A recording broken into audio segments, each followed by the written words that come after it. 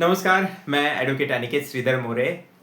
आज का हमारा विषय है विल और गिफ्ट डीड। देखिए, हम हमारे परिजनों को हमारी जो संपत्ति है वह देना चाहते हैं। बुजुर्ग ज़्यादा करके उन्होंने उनके जीवन भर की पूंजी कमाई है, वह अपने प्रिय व्यक्ति को, अपने परिजनों को, अपने नाते पोती या फिर भाई के लड़का लड़की या फिर जो भी अपना रिश्तेदार हो या फिर कोई भी अपना केयर टेकर हो, उन्हें जब संपत्ति देना चाहते हैं तो वह संपत्ति गिफ्ट से दे या विल से दे। यह दोनों के बारे में, गिफ्ट और विल दोनों की मैं पूरी जानकारी इस वीडियो द्वारा आप सभी को देना चाहूंगा। देखिए, सबसे पहले गिफ्ट के बारे में बात करते हैं। गिफ्ट यानी कि मेरी कोई भी चल अचल संपत्ति, यानी कि स्थवर अस्थवर मालमत्ता, मूवेबल इमूवेबल प्रॉपर्टी, जो मेरा बैंक बैलेंस है, कैश है, मेरे पास अगर जो भी हाउस प्रॉपर्टी है, लैंड प्रॉपर्टी है, किसी भी प्रकार की संपत्ति है, वह संपत्ति मैं अगर किसी को भी गिफ्ट द्वारा देता हूं तो वो one time at the point जब मैं उस व्यक्ति को वो संपत्ति दे देता हूं गिफ्ट द्वारा, तो वह संपत्ति उस व्यक्ति के नाम पर हो जाती है। तो ये बात आपको क्लियर हुई, गिफ्ट डीड क्या होती है। आप सभी को पता रहेगा गिफ्ट डीड क्या रहती है। कोई चीज है, कोई घर है, कोई जमीन है, कोई जायदाद है, कोई बैंक बैलेंस है, कोई कार है, कोई भी वस्तु, कोई भी चीज, कोई भी वैल्यूएबल थिंग जब मैं किसी को देता हूं, वह गिफ्ट द्वारा उसी वक्त उस व्यक्ति के नाम पर हो जाती है। जिस वक्त वो गिफ्ट डीड रजिस्टर्ड हो जाती है, डोनर जब कोई भी चीज देता है डोनी को, उस वक्त उसी दिन वह प्रॉपर्टी जब स्वीकृत हो जाती है, वह उस व्यक्ति के नाम पर हो जाती है। तो आज का विषय गिफ्ट डीड और विल मैंने साथ में लिया, इसका कारण एक ही है, वह यह है। देखिए, अगर आपकी संपत्ति, अभी हम आते हैं विल पर। विल द्वारा किसी व्यक्ति को, हमारे परिजन को, जो हमारा केयर टेकर है, जो हमारी जो भी चीजें हैं वो पूरी करता है, या फिर आपके नाता पोती जो भी, जिन्हें भी आपकी संपत्ति देना चाहते हो, वह संपत्ति आप अगर विल द्वारा देते हो तो आपकी प्रॉपर्टी आपके पश्चात उनके नाम पर होगी। यह अनेक लोगों को पता नहीं होता है। उन्हें यह जानकारी होती है कि मैंने अगर एक बार विल बनाई तो वह प्रॉपर्टी डायरेक्टली उस व्यक्ति को मेरे बाद मिल जाएगी।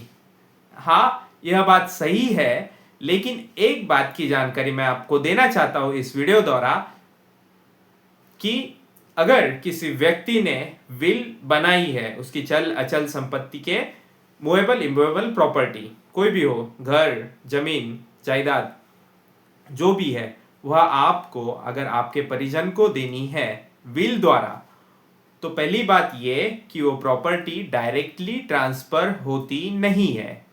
तो देखिए, इसमें को एक प्लस पॉइंट भी है, माइनस पॉइंट भी है। देखिए, आपने गिफ्ट देकर किसे अगर प्रॉपर्टी दे दी तो आपकी प्रॉपर्टी परमानेंटली उस व्यक्ति की हो जाएगी। अगर आप सोचते हो कि वह व्यक्ति अगर मुझे संभालेगा और आपने उस व्यक्ति को प्रॉपर्टी दे दी, तो बाद में अगर उस व्यक्ति ने आपको संभाला नहीं तो फिर कोई कुछ नहीं कर सकता, क्योंकि आपने परमानेंटली उसे वो प्रॉपर्टी आपने दे दी होती है। अब आते हैं हम विल पर। विल में अगर आपने विल बनाई, वसीयतनामा बनाया, तो उस वसीयतनामा में आप नामा जो होता है उसमें आपने आपके प्रॉपर्टी का डिस्क्रिप्शन दिया। उसमें ऐसा लिखा रहता है, मेरे पश्चात वह प्रॉपर्टी उस व्यक्ति को मिलनी चाहिए, मिलेगी। तो विल में आपके पास एक ऑप्शन होता है कि डायरेक्टली वो प्रॉपर्टी उसके नाम पे नहीं रहती है। आप जब तक हो तब तक वह प्रॉपर्टी, वह सारी प्रॉपर्टी मूवेबल हो इमूवेबल हो, घर दार जमीन जो भी है वह सारी आपकी, आप जब तक हो तब तक आपकी रहती है। यह सिर्फ और सिर्फ विल के केस में होता है। यह दोनों के प्लस पॉइंट बताया मैंने, विल के प्लस पॉइंट और गिफ्ट का एक पॉइंट बताया, माइनस पॉइंट मतलब निगेटिव पॉइंट बताया। अभी एक महत्वपूर्ण जानकारी देना चाहता हूं जो आप सभी को पता बहुत से लोगों को नहीं होती है, तो वो यह है, अगर आपने विल के द्वारा किसी को संपत्ति दी है तो उस व्यक्ति को आपके पश्चात माननीय न्यायालय में प्रोबेट, विल का जो प्रोबेट प्रोसीडिंग है वह फाइल करना होता है। यानी कि उस व्यक्ति को आपके पश्चात वह वसीयतनामा विल माननीय न्यायालय में दर्ज करनी होती है और प्रोबेट प्रोसीडिंग के लिए वह कोर्ट में याचिका दायर करनी होती है जहां जिस क्षेत्र में वो विल बनाई गई है। तो उस चीज में आपके पश्चात आपके परिजनों को माननीय न्यायालय में जाना होता है। उसमें आपकी जो आपके वकील है उनकी फीस होती है, माननीय न्यायालय की कोर्ट फी होती है, और भी कई एक्सपेंसेस जो है वह एडिशनल एक्सपेंसेस यानी खर्चा आपका विल के केस में बढ़ जाता है।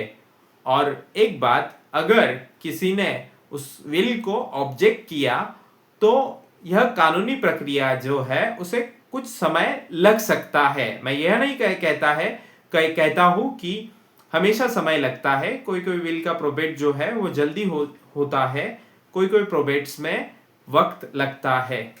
तो देखिए, आपके पश्चात अगर आप चाहते हो कि आपकी प्रॉपर्टी आपके परिजनों को तुरंत मिल जाए, तो आपको आपके परिजनों पर पूर्ण विश्वास है, तो आप डायरेक्टली गिफ्ट डीड द्वारा वह प्रॉपर्टी आपके परिजन को दे सकते हो। या फिर अगर आपको लगता है कि किसी भी वक्त आपका परिजन अगर बदल जाए, आपको संभालने से नकार दे, आपको स्वीकारने से नकार दे, या फिर आपको कोई भी चिंता है संपत्ति के बारे में कि अगर आपने किसी व्यक्ति के नाम पे, परिजन के नाम पे कर दी तो वह व्यक्ति आपको घर से बेघर करेगा, आपकी संपत्ति से आपको बेघर करेगा, उस वक्त आप विल बना सकते हो। क्योंकि विल एक ऐसा ऑप्शन रहता है कि अगर रजिस्टर्ड भी विल हो तो उसको भी आप किसी भी वक्त बदल सकते हो। उसे कोडिसिल कहा जाता है। फिर से एक बदला हुआ वसीयतनामा आप बना सकते हो जिसमें आप संपत्ति चाहे एक व्यक्ति को पूरी दी हुई है, और भविष्य में अगर आपको लगता है कि आपकी कोई भी केयर वो व्यक्ति नहीं कर रहा है, तो उस वक्त आप वह विल में से उसको जो हिस्सा दिया है वह हिस्सा आप किसी भी व्यक्ति को दे सकते हैं, पूरा का पूरा, या फिर उसका कोई पार्ट वहां से दूसरे व्यक्ति को दे सकते हो। तो विल और गिफ्ट डीड, इस दोनों के विषय में मैंने इस वीडियो द्वारा बताना चाहा, क्योंकि आपकी संपत्ति जो है गिफ्ट द्वारा भी बहुत से व्यक्ति अपने परिजन को दे देते हैं, विल द्वारा भी बहुत से व्यक्ति अपने परिजन को अपनी संपत्ति दे देते हैं। दोनों के डिफरेंट पॉजिटिव पॉइंट्स भी है, नेगेटिव पॉइंट्स भी है, जो हर एक व्यक्ति के व्यू से निगड़ित है। तो आशा करता हूं विल के द्वारा, गिफ्ट डीड के द्वारा आप सभी को जानकारी मिली होगी। तो आप कमेंट्स द्वारा विल और गिफ्ट डीड दोनों के बारे में पूछ सकते हो। धन्यवाद।